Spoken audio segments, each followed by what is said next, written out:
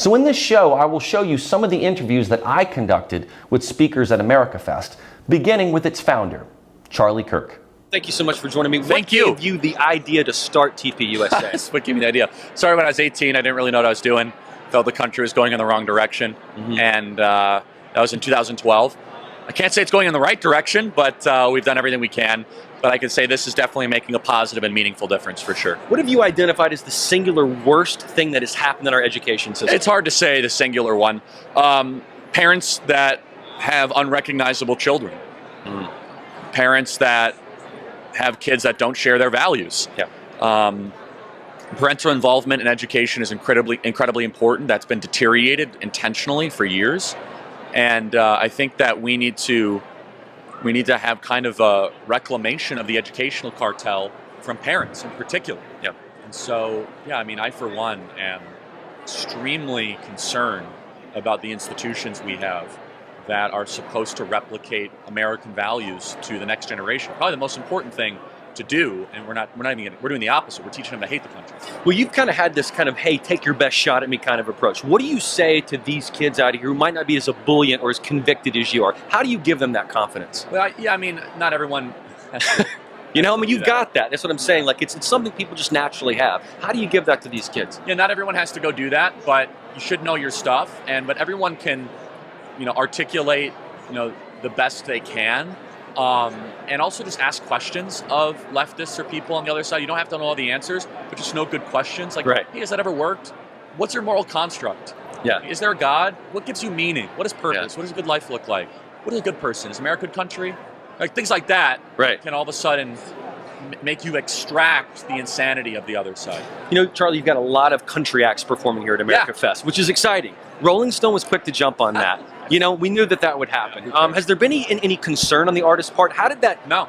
How did that happen? How did this coalesce? Did they want to be on board with this project? Yeah, and we work with our team. Really handles a lot of that. I don't dislike country. I don't love it. It's whatever. I'm honest. I'm not a politician. I tell people the truth. But I have to say, they've been like the greatest people. Brantley Gilbert is amazing. The Aldeans who are here, he's not performing, have been unbelievable. Like some of the most humble and focused and just wonderful people, seriously. And I'm totally disconnected from that world. So that's been an interesting learning experience. But honestly, I want to give credit to Brantley Gilbert, Dustin Lynch, and Ray Lynn, and Adam Doliak. After all these ridiculous attempts by Rolling Stone happened to try to cancel the event, they held their ground, and they deserve a lot of credit for that. And we were really critical of cancel culture. We should praise artists that reject that, and they deserve a great deal of credit. Well, you mentioned Jason Brittany, and of course they've been very bold in their stance. Yeah, Do you think Brittany especially. Yeah, she's been great. She's here. Are there other musical artists out there that you think should be as bold as that? I'd love them all to be. I mean, I don't know the musical landscape that well. I definitely don't share Taylor Swift's politics, right? That's probably fair to say.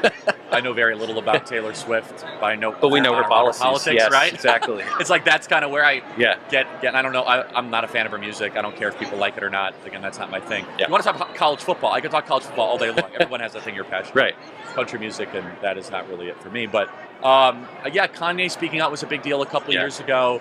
I can't remember. Was it Nicki Minaj that spoke out against the vaccine? Am I correct? Yeah. She was really, I think, an important voice in that. And Nicki Minaj obviously is a different lifestyle than I would approve of, to say the least. But I do think you're going to start to see more cultural figures speak out. Charlie, what do you think the next generation is going to be like? Politically speaking. I don't think that book's been written yet. So it remains to be seen. Are you hopeful? Are you hopeful that college campuses are starting to reclaim intellectual? But I'll be honest. Currently, we have the most drug-addicted, depressed, suicidal, least married, least child, least patriotic, most atheistic generation, gayest generation in American history.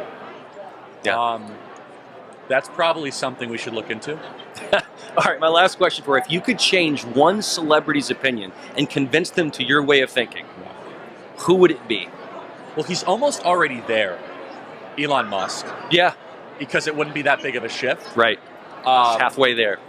I don't follow Elon very closely. I disagree with him on a lot. He's the world's richest man, worth $300 billion. He's been great on certain things. I think he gets metaphysics all wrong. Kind of how he views God, epistemology. But he's pushing back on a lot of this stuff. Yeah, he is. No, I mean, so I guess that wouldn't be that big of a turn. I would love to see like a Bezos or something come to our side. just for the pure financial advantage it would give the conservative movement. You know what I mean? Right. I think the conservative movement could use $220 billion. So. Absolutely. Well, Charlie Kirk, thank you so much. And congratulations on America Fest. Thank you. I watch your channel. Yeah. I get your Telegram updates. You guys do a great job. And I love how you're critical of the Chinese Communist Party. They're evil. They're tyrants. They're an enemy of the American people. You guys are awesome. Thank you, Charlie. Thank you for your time, man. You bet. Thanks, man. Thanks. Appreciate it.